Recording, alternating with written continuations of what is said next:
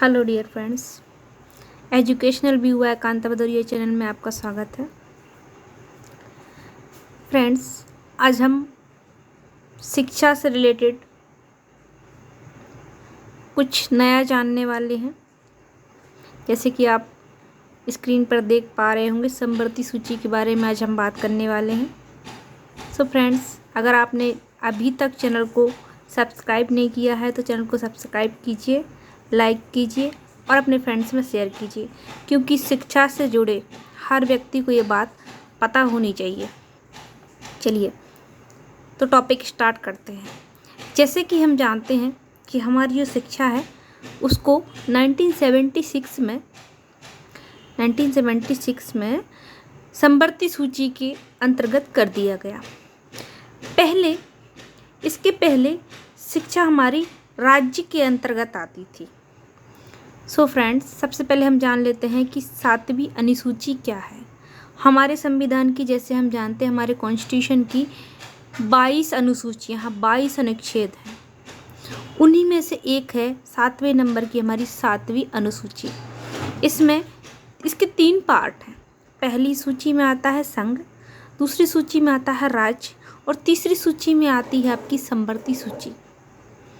Friends, जैसा कि second सूची में हमारी पहले शिक्षा को रखा गया था, तो सेकंड सूची क्या कहती है?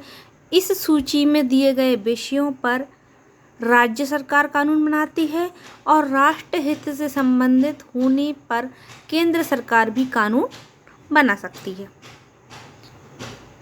संविधान के लागू होने के समय इसके अंतर्गत 66 विषय आते थे और वर्तमान में इसके अंतर्गत 62 विषयों को रखा गया है। सो फ्रेंड्स, जब हमारी जो शिक्षा थी राज्य सूची में थी तो उसे समवर्ती सूची में क्यों लाया गया और समवर्ती सूची आकर क्या है? तो चलिए जान लेते हैं कि समवर्ती सूची क्या है। फ्रेंड्स, समवर्ती सूची जिसके अंतर्गत दिए गए विषय पर केंद्र एवं राज्य दोनों सरकारें कानून बना सकती हैं, परंतु कानून के विषय यदि समान होते हैं तो केंद्र सरकार द्वारा बनाया गया कानून मान्य होगा। राज्य सरकार द्वारा बनाया गया कानून सरकार के कानून बनाने के साथ ही, केंद्र सरकार के कानून बनाने के साथ ही समाप्त हो जाएगा।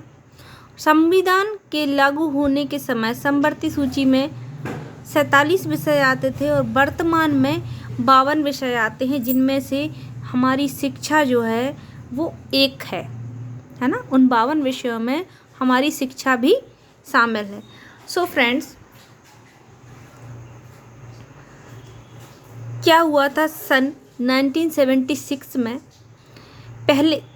से पहले शिक्षा मुख्य रूप से राज्यों के अधिकार में आती थी, और राज्यों के अधिकार में आती थी तो क्या पाया गया? वहाँ पर ये पाया गया कि राज्यों ने अपने अनुभव के अनुसार, अपने डेवलपमेंट के लेवल के अनुसार शिक्षा को विकसित किया, लेकिन उस हद तक नहीं कर पाया जिस हद तक रिक्वायरमेंट थी कि इसको हम, जिस हद तक हमारी नीड थी कि हम शिक्षा को और ऊंचे लेवल तक लेकर जाएं और डेवलप करें, वो जो है राज्य सरकारों के अंडर में रह के शिक्षा नहीं हो पा रही थी। तो ये कुछ कमियां हैं जो इस प्रणाली में पाई गई।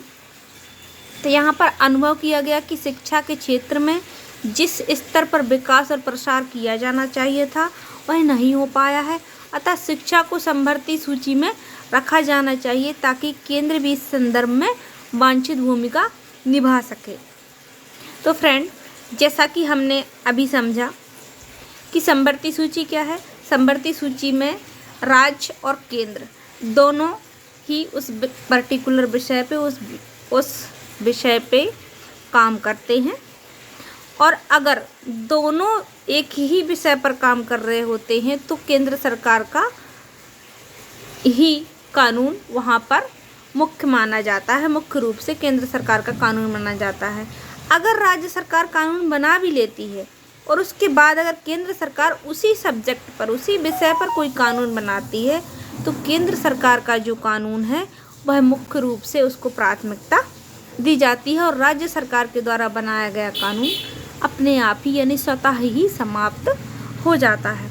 तो यहाँ पर शिक्षा को समवर्ती सूची में इसलिए रखा गया ताकि शिक्षा को में नए आयामों को जोड़ा जा सके।